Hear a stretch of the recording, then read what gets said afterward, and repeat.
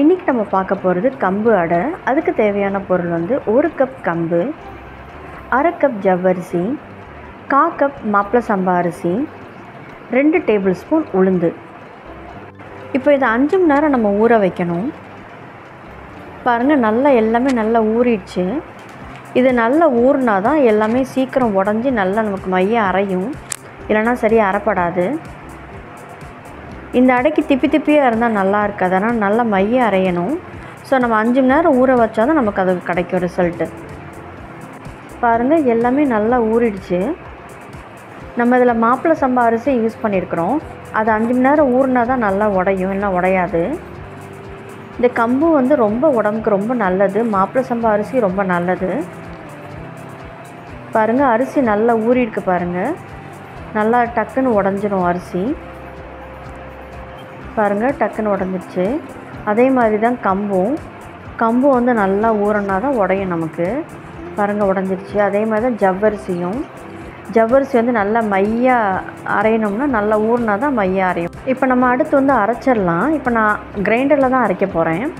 கிரைண்டர்னால் எல்லாத்தையும் ஒரேடியாக போட்டு நம்ம ஆட்டிடலாம், நல்லா மையாவாக அரையும். கிரைண்டரில் ஆட்டினா ஒரு தனி ருசியும் கொடுக்கும் நமக்கு. நான் மொத்தமாக எல்லாத்தையும் போட்டுவிட்டேன். கொஞ்சம் கொஞ்சமாக நம்ம ஊற வச்ச தண்ணியோடு தான் நான் போட்டிருக்கேன். எக்ஸ்ட்ரா தண்ணி நான் இனிமேல் தான் ஆட் பண்ணுவேன். ரொம்ப நம்ம தண்ணி ஆட் பண்ணிடக்கூடாது. ரொம்ப தண்ணியாக போச்சுன்னா அடை நல்லா வராது. நான் இப்போவே ஆட்டும் போது இந்த மாவுக்கு தேவையான உப்பையும் நான் இப்போவுமே போட்டுட்டேன். ஏன்னா நான் கல் உப்பு தான் யூஸ் பண்ணுவேன், தூள் உப்பு யூஸ் பண்ண மாட்டேன். கல் உப்பு தான் உடம்புக்கு நல்லது. ஸோ கல் உப்பு போட்டோம்னா ருசி நல்லாயிருக்கும். இப்போ நம்ம ஆட்டும் போது சைடில் கொஞ்சம் எடுத்து விடணும், இல்லைனா சைடில் அரைப்படாது, நடுவில் மட்டும் தான் அரைப்படும். ஸோ ஒன்றா நம்ம வந்து ஆட்டணுன்னா நல்லா வலிச்சு விடணும் சைடில்.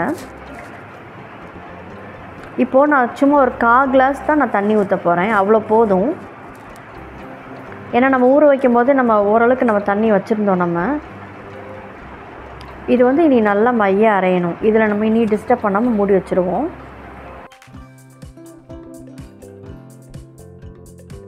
பாருங்கள், மாவு இப்போ ரெடி ஆகிடுச்சு. மாவு தொட்டு பார்த்திங்கன்னா நல்லா வலுவலுன்னு இருக்கணும், திப்பியாக இருக்கக்கூடாது. இந்தளவுக்கு இந்த ஸ்டேஜ் வரைக்கும் நம்ம அரைக்கணும். இந்த அளவுக்கு அரைச்சா தான் அந்த அடை வந்து நமக்கு நல்லா ருசியை கொடுக்கும். ஸோ இந்த ஸ்டேஜ் வரைக்கும் நம்ம அரைக்கணும்.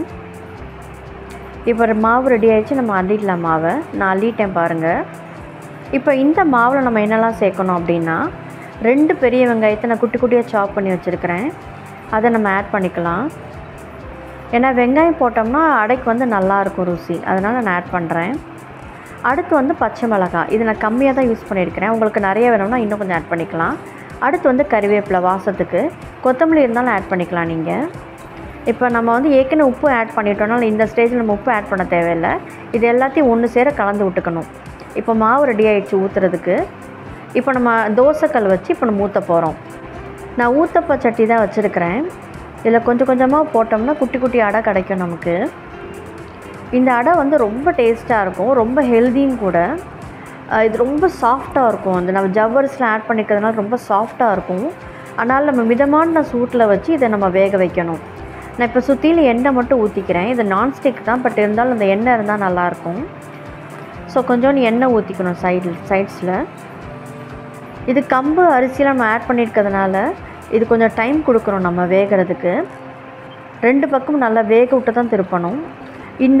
இந்த அடை வந்து ரொம்ப சாஃப்டாக இருக்கும், ஏன்னா நம்ம ஜவ்வரிசி ஆட் பண்ணியிருக்கிறதுனால. ஸோ இது கொஞ்சம் நல்லா டைம் கொடுத்து சிம்மில் வச்சு வேக வச்சு அதுக்கப்புறம் நம்ம திருப்பி போட்டாலும் திருப்ப முடியும் நம்மளால். ஆனால் டேஸ்ட் வந்து ரொம்ப நல்லாயிருக்கும். இது ரொம்ப ஹெல்தி கூட. கம்பு வந்து அவ்வளோ ஹெல்தி நம்ம உடம்புக்கு. இந்த மாதிரி அடை அந்த மாதிரி செஞ்சு கொடுத்தோம்னா குழந்தைங்க விரும்பி சாப்பிடுவாங்க. குட்டியாக இருக்கனால சாப்பிடுவாங்க பிள்ளைங்க. பெரியவங்களுக்கும் ரொம்ப நல்லது. இந்த மாதிரி வாரத்தில் ஒரு நாள் செஞ்சு சாப்பிட்டோம்னா நம்ம உடம்புக்கு வந்து ரொம்ப ஆரோக்கியமாக இருக்கும். பாருங்கள், நான் கேப் விட்டு நான் திருப்பி போட்டுட்ருக்கேன். ஏன்னா 2 பக்கம் நல்லா சமமாக வேகணும். பாருங்கள், நல்லா ப்ரௌனிஷாக ஆகிடுச்சு. எனக்கு சுற்றிலையும் நல்லா கிறிஸ்பி ஆகிடுச்சு, நடுவுலையும் நல்லா ப்ரௌன் ஆகிடுச்சுன்னா நல்லா வெந்துருச்சுன்னு அர்த்தம். இது இந்த ஸ்டேஜ் வரைக்கும் நம்ம வேக வைக்கணும்.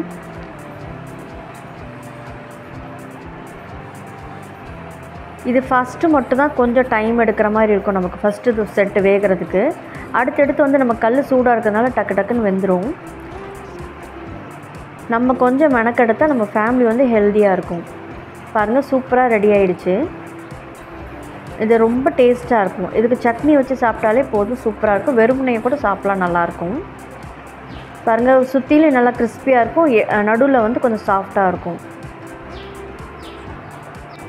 பாருங்கள் இப்போ ரெடி ஆகிடுச்சு. நான் சர்விங் டிஷ்ஷில் மாற்றிட்டேன். நான் இந்த அடைக்கு வந்து ஒரு தக்காளி சட்னி ஒரு தேங்காய் சட்னி தான் வச்சேன். ரெண்டுமே பெஸ்ட்டு காம்பினேஷன் இந்த அடைக்கு. இது குழந்தைங்கள்லேருந்து பெரியவங்க வரைக்கும் ரொம்ப நல்லது உடம்புக்கு. கம்பு வந்து அவ்வளோ சத்து உடம்புக்கு. இந்த மாதிரி செஞ்சு கொடுத்தீங்கன்னா குழந்தைங்க கூட சாப்பிடுவாங்க. இது கண்டிப்பாக வீட்டில் ட்ரை பண்ணி பாருங்கள், எல்லாருக்குமே ரொம்ப பிடிக்கும். வாரத்தில் ஒரு நாளாவது இந்த மாதிரி செஞ்சு சாப்பிட்டிங்கன்னா நல்லது உடம்புக்கு. கண்டிப்பாக இதை வீட்டில் ட்ரை பண்ணி பாருங்கள். Stay healthy.